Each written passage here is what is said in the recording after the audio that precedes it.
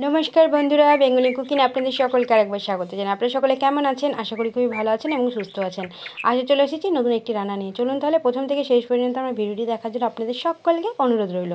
আজকে বানাবো হচ্ছে নতুন ধরনের একটি রান্না এবং বাড়িতে থাকা উপকরণ দিয়ে আপনি কিন্তু এটা বানিয়ে নিতে পারবেন। প্রথমে চলুন বানাচ্ছি কি দেখুন, এখানে কচুরি। আজকে বানাবো হচ্ছে কচুরি। কচুরিটা কীভাবে বানাচ্ছি চলুন তাহলে প্রথম থেকে শেষ পর্যন্ত ভিডিওটি দেখার জন্য আপনাদের সকলকে স্বাগত রইল।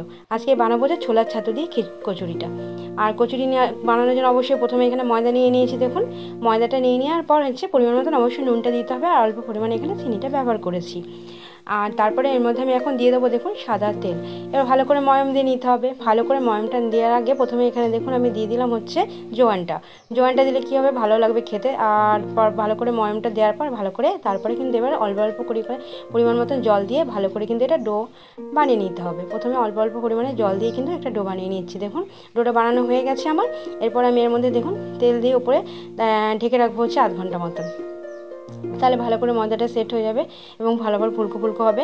আর এখানে দেখুন নিয়ে নিয়েছে ছোলার ছাতু, শুকনো ছোলার ছাতুটা আমি এখানে ব্যবহার করব। অল্প পরিমাণে নুন দিয়ে দিলাম, অল্প পরিমাণে এখানে হিং ব্যবহার করছি। হিংটা দিলে হিঙের গন্ধটা কিন্তু খেতে খুবই সুন্দর লাগে। আর অল্প পরিমাণে গুঁড়ো লঙ্কা দিয়ে দিলাম। আপনারা এখানে চাইলে হচ্ছে শুকনো লঙ্কা খোলায় ভেজেও কিন্তু দিতে পারেন গুঁড়ো করে।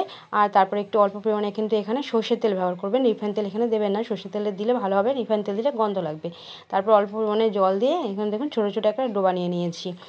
তারপরে হচ্ছে বেলে নেব। প্রথমে তো বেলে নিতে হবে, তারপরে ভিতরে দিয়ে দিতে হবে ওই ছোটো ছোটো যেগুলো আমি ছোলা ছাতুর এগুলো বানিয়ে রেখেছি ডোগুলো, সেগুলো দিয়ে দেবো। এক এক করে সব বেলে নিলাম দেখুন।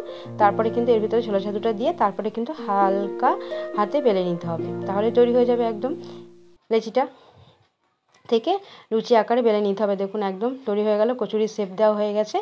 আর এক এক করে সব এভাবে বেলে নিচ্ছি আমি দেখুন। তারপরেই কিন্তু সাদা তেলে এটা ফ্রাই করে নিতে হবে। এক এক করে এইভাবেই কিন্তু একই প্রসেসে একইভাবে কিন্তু আমি সবগুলো এক এক করে রেডি করে নিচ্ছি।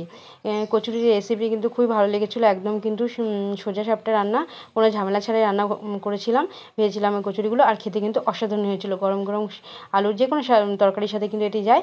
দেখুন ফুলকো ফুলকো কচুরিগুলো আমার রেডি হয়ে যাচ্ছে একদম। এক এক করে সবগুলো কিন্তু ভেজে নেব। একটু লাল লাল করে ভেজে নিতে হবে, তাহলে কিন্তু খাসতে হবে কচুরিগুলো। দেখুন এক এক করে সব ভেজে নিলাম ফুলকো ফুলকো কচুরিগুলো একদম ছাকা তেলে। তারপর উপরে এক এক করে তুলে নিচ্ছি। এইভাবে একবার ট্রাই করতে পারেন। এই কচুরিগুলো বানানো কিন্তু একদমই সোজা। কচুরি রেসিপিটি আপনাদের কেমন লাগলো অবশ্যই কিন্তু জানাবেন। ভালো লাগে লাইক ও কমেন্ট করবেন। আর আমার চ্যানেলটিকে আপনারা প্লিজ সাবস্ক্রাইব করে নেবেন। তরুণ চ্যানেল ভালো থাকবেন। আজ তাহলে আসি, টাটা।